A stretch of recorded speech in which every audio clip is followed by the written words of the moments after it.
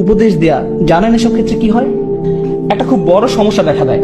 আমি যখন কাউকে উপদেশ দিচ্ছি, সমস্যা হলো মাঝে মাঝে আমি এটা ভেবে ফেলি যে আমি তার চেয়ে উত্তম, আমি ভাবি তার থেকে আমি ভালো,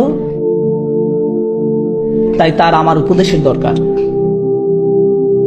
আর এটা বেশ বড় সমস্যা, বিশেষ করে আপনি যখন উপদেশ দিতে অভ্যস্ত হয়ে পড়েন। আপনি যদি ভেবে বসেন আপনি অন্যদের চেয়ে অনেক ভালো। শুনুন, আমার কাছে এই মাইক আছে, 18টা ক্যামেরাম্যান আমার দিকে ক্যামেরা তাক করে রেখেছে, কিন্তু এসবের কোনো মূল্য আমার কাছে নেই। আমি কোনো অংশে আপনাদের চেয়ে উত্তম নই, আর আপনিও আমার চেয়ে উত্তম নন। শুধু আল্লাহই বলতে পারেন কে কার চেয়ে উত্তম, শুধুমাত্র আল্লাহ জানেন। এসব কোনো মর্যাদার মানদণ্ড নয়, তা হতে পারে না। আল্লাহ কি বলছেন? ইন্না রাব্বাকা হুয়া আ'লাম বিমান দাল্লা আন সাবিলিহি ওয়া হুয়া আ'লামু বিল মুহতাদিন। আপনার রব, তিনিই একমাত্র জানেন কে পথ হারিয়েছে, কে পথ ভ্রষ্ট হয়েছে সঠিক পথ থেকে। আল্লাহ ভালো জানেন আমি বিপথে আছি না আপনি। আমি তো এটাও জানি না আমি নিজে সঠিক পথে আছি কিনা, এতটুকু জ্ঞান আমার নেই।